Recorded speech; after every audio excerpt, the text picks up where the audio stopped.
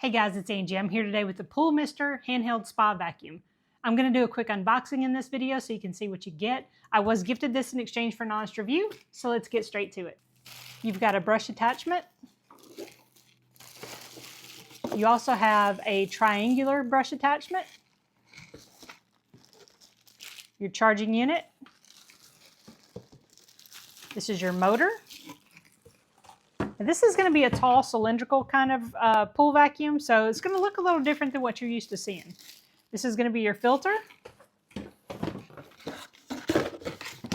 some of this out of the way. And these are going to be your poles.